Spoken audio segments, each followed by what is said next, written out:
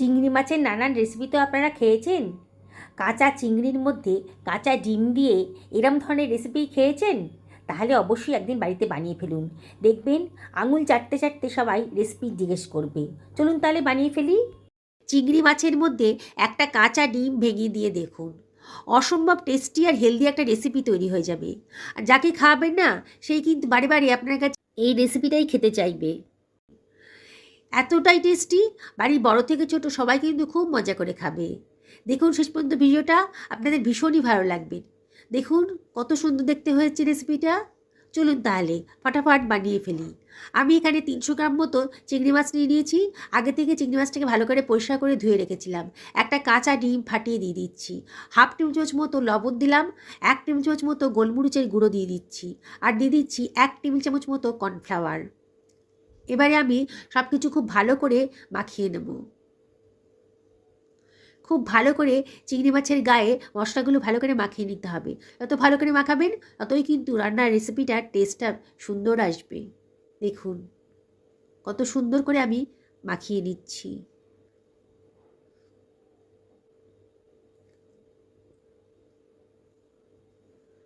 আমার মাখানোটা হয়ে গেছে। এবার এটাকে সরিয়ে রাখছি। আমি এখানে ক্যাপসিকাম নিয়ে নিয়েছি। ক্যাপসিকামটাকে ভালো করে ধুয়ে পরিষ্কার করে নিয়েছি। ক্যাপসিকামটার ভেতরে ফুলের মতো অংশটা ফেলে দেব। দিয়ে ক্যাপসিকামটাকে আমি কেটে নেব। খুব বেশি বড়ও করব না, খুব বেশি ছোটও হবে না, একটু স্কোয়ার শেপের মতো করে কেটে নিচ্ছি। আগে থেকে ধুয়ে পরিষ্কার করে রেখেছিলাম ক্যাপসিকামটাকে। দেখুন আমার কাটা হয়ে গেছে। এবার এটাকে সরিয়ে রাখছি। আমি একখানা টমেটো নিয়ে নিয়েছি। টমেটোটাকেও আমি কেটে নেব। দেখুন কিভাবে কাটছি, একটু বড় বড় সাইজের করে কেটে নিচ্ছি। এইভাবেই কাটবেন, তাহলে কিন্তু রেসিপিটা টেস্টি হবে। টমেটোটা কাটা হয়ে গেছে, সরিয়ে রাখলাম। আমি এখানে একখানা পেঁয়াজ নিয়ে নিয়েছি। পেঁয়াজের খোসাটাও আমি ছাড়িয়ে নেব। আমি যে পরিমাণ চিংড়ি মাছ নিয়েছি তাতে আমার একখানা পেঁয়াজ, একখানা টমেটো আর একখানা ক্যাপসিকামই দরকার। আপনারা যদি মাছের পরিমাণটা একটু বাড়ান তাহলে সবজি পরিমাণটাও বাড়িয়ে দেবেন, তাহলেই কিন্তু টেস্টি হবে। পেঁয়াজটাকেও স্কোয়ার শেপে কেটে নিলাম।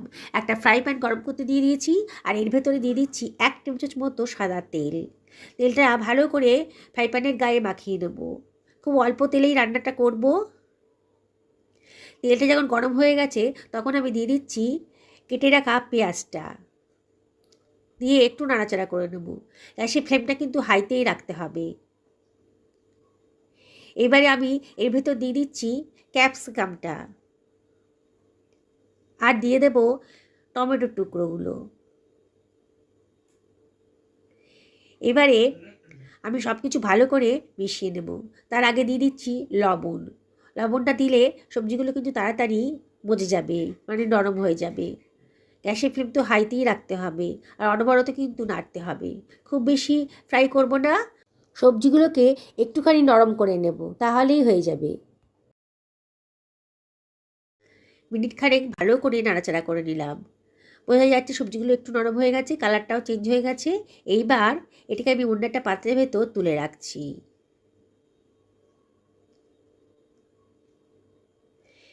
ফ্রাই প্যানে তেলটা একেবারে কমে গেছিলো। আমি এখানে 1 টেবিল চামচ মতো সাদা তেল আবারও দিয়ে দিলাম। তেলটা যখন গরম হয়ে গেছে তখন ম্যারিনেট করা চিংড়ি মাছটা আমি দিয়ে দিচ্ছি। দিয়ে সব কিছু ভালো করে মিশিয়ে নেব।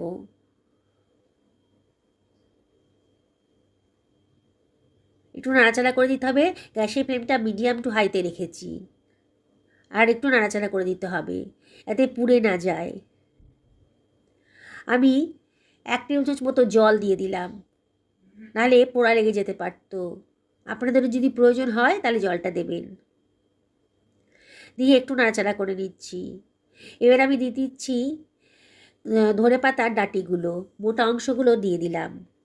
পেঁয়াজ পাতার নিচের মোটা অংশটা কেটে রেখেছিলাম কুচি করে, সেটাও দিয়ে দিলাম। এবার দিয়ে দিচ্ছি কতগুলো চিড়ে রাখা কাঁচা লঙ্কা। দিয়ে সব কিছু আবারও খুব ভালো করে মিশিয়ে নিচ্ছি। বন্ধুরা, রেসিপিটা অসম্ভব টেস্টি। একবার যদি খান না তাহলে কিন্তু চিংড়ি মাছ এলে পরে আপনাদের মনে হবে এরম করে বানিয়ে খাই। এবারে এর ভেতরে আমি দিয়ে দিচ্ছি 1 টেবিল চামচ মতো ভিনিগার, আর দিয়ে দেবো 1 টেবিল চামচ মতো সোয়া সস, দারুণ টেস্টি হবে। 2 টেবিল চামচ মতো টমেটো কেচাপও দিয়ে দিলাম। 1 টেবিল চামচ মতো গ্রিন চিলি সসও দিয়ে দিচ্ছি। এইভাবে রান্না করে দেখবেন, অসম্ভব টেস্টি হবে। সব কিছু ভালো করে মিশিয়ে নিলাম।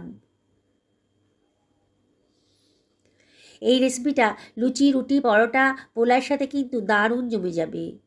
দেখুন, গ্যাসের ফ্লেমটা মিডিয়াম টু লোতে করে দিয়েছি, আর অনবরত কিন্তু নাড়তে হবে। সামান্য একটু চিনি দিলাম, অপশনাল, তবে দিলে পারে কিন্তু দারুণ সুন্দর একটা টেস্ট আসে, টক ঝাল মিষ্টি টেস্ট আসবে। সব কিছু আবারও মিশিয়ে নিচ্ছি। এবারে দিয়ে দিচ্ছি পেঁয়াজ পাতা, কেটে রেখেছিলাম খানিকটা দিয়ে দিলাম, খানিকটা ধনেপাতা কুচিও দিয়ে দিলাম। বন্ধুরা, যারা এখন আমাকে সাবস্ক্রাইব করেননি অথচ আমার চ্যানেলের রেসিপিগুলো দেখেন, তাদেরকে আমি রিকোয়েস্ট করব যে আমার চ্যানেলটা সাবস্ক্রাইব করার জন্যে পাশে থাকা বেল আইকনটা অবশ্যই ক্লিক করে দেবেন, তাহলে আমার রান্না নোটিফিকেশানটা আপনারা চটজলদি পেয়ে যাবেন। 1 টেবিল চামচ মতো কর্নফ্লাওয়ার নিয়ে নিলাম, আর 1 টেবিল চামচ জল দিয়ে দিলাম, দিয়ে কর্নফ্লাওয়ারটা ভালো করে গুলিয়ে নিচ্ছি। গ্যাসের ফ্লেমটা এই সময় একেবারে লোতে রেখে দিয়েছি। কর্নফ্লাওয়ারটা খুব ভালো করে জলে গুলে নিলাম। এবার আমি দিয়ে দিচ্ছি, দিয়ে আবারও সব কিছু ভালো করে মিশিয়ে নেব। দেখছেন তো বন্ধুরা, কত কম তেল মশলাতেই অসাধারণ টেস্টি একটা রেস্টুরেন্টের স্টাইলের রেসিপি তৈরি হয়ে গেল। এবার ভেজে রাখা সবজিগুলোও দিয়ে দিলাম, দিয়ে সব কিছু ভালো করে মিশিয়ে নিচ্ছি। হোটেল রেস্টুরেন্টে খেতে গেলে এই রেসিপিটা কিন্তু অসম্ভব দাম নিয়ে নেবে, আর আপনি যদি বাড়িতে বানান, কত অল্প খরচের ভেতর অসম্ভব টেস্টি আর হেলদি রেসিপিটা আপনি বাড়িতেই বানিয়ে ফেলতে পারবেন। বাড়ির ছোট থেকে বড় সবাই কিন্তু দারুণ খুশি মনে এটা খেয়ে নেবে। দেখুন কালারটা শুধু দেখুন, এত সুন্দর দেখতে লাগছে। 1.5 টেবিল চামচ মতো গোলমরিচের গুঁড়ো দিয়ে দিলাম, যদি পছন্দ হয় দেবেন। আপনারা ইচ্ছে করলে একটু চিলি ফ্লেক্সও দিতে পারেন, তবে আজকে আমি চিলি ফ্লেক্সটা দিচ্ছি না। সব কিছু আবারও খুব ভালো করে মিশিয়ে নিচ্ছি। এবারে আমি দিয়ে দিচ্ছি 1/2 টি চামচ মতো বিট লবণ, অসম্ভব টেস্টি হবে। একবার দিয়ে দেখবেন, অসাধারণ টেস্টি হবে খেতে। সব কিছু ভালো করে মিশিয়ে নিলাম। দেখুন বন্ধুরা, কালারটা শুধু দেখুন, দেখেই কিন্তু জিভে জল চলে আসবে, না বানিয়ে থাকতেই পারবেন না। দেখুন কত সুন্দর দেখতে লাগছে। আমি একটা সার্ভিং প্লেটে এটাকে সার্ভ করে দিচ্ছি। যেসব বন্ধুরা এই রেসিপিটা ফেসবুক থেকে দেখছেন, তাদেরকে আমি রিকোয়েস্ট করব আমার পেজটা ফলো করার জন্যে। এখনও অসম্ভব গরম আছে, আমি একটু ধনেপাতাও ছিটিয়ে দিলাম। দেখতে কত সুন্দর লাগছে দেখুন, কতটা লোভনীয় হয়েছে। যাকে খাওয়াবেন না, সে কিন্তু দারুণ খুশি হয়ে যাবে। বাড়িতে অতিথি আসছে, খানিকটা চিংড়ি মাছ থাকলে এই রেসিপিটা বানিয়ে দিন। আমি আপনাদের আবারও রিকোয়েস্ট করব, একদিন বানান, বাড়ির সবাইকে খাওয়ান, নিজেও খান, হেলদি খান, ভালো থাকুন।